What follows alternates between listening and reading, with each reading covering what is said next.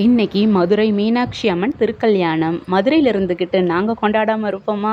இன்னைக்கு எங்கள் வீட்டில் ஈவினிங் பார்த்துக்கோங்க, சூப்பராக சாமிக்கெல்லாம் பூ வச்சுட்டு நிரந்தர கலசம் வச்சு சாமிக்கெல்லாம் அலங்காரம் பண்ணி இன்னைக்கு மதுரை மக்களே தாலியெல்லாம் பிரித்து கொடுத்து அம்பாளுக்கு ஏறுற அதே நேரத்தில் அதே முகூர்த்தத்தில் இங்கே மதுரை மக்கள் அனைவரும் அவங்கவுங்க கழுத்தில் அந்த மாங்கல்யத்தை பூவோடு சேர்த்து சூடிக்கிடுவாங்கங்க. ரொம்ப விசேஷமாக இருக்கும். இனி நாளைக்கு பார்த்துக்கோங்க தேரோட்டம். எங்கள் வீட்டில் நான் எப்போவுமே நிரந்தர கலசம் வச்சுருக்கேன். பார்க்கவே ஜெகஜோதியாக இருக்கும். இது பக்கத்தில் நாகம்மா கோயில் பார்த்துக்கோங்க. எப்பயுமே வாரம் வெள்ளிக்கிழமை போயிடுவேன். அப்படி வெள்ளிக்கிழமை நான் போகலை அப்படின்னா செவ்வாய்க்கிழமை அந்த நாகம்மா என்ட்ரி கொடுத்துருவாங்க. இது எப்பயுமே எனக்கு ரெகுலராக நடந்துக்கிட்டு இருக்க ஒன்று தான். நான் ஏற்கனவே இது முன்னாடி அப்படி தான் வெள்ளிக்கிழமை தவற விட்டுட்டேன். அடுத்து செவ்வாய்க்கிழமை எனக்கு கண்ணில் காட்டிட்டாங்க. அப்போ பார்த்துக்கோங்க கட்டு விரியாங்க. கிராமம் தாங்க. ரவுண்டு கட்டி உட்காந்து அந்த புளியோதரையை எப்படி சாப்பிட்றாங்கன்னு பாருங்களேன்.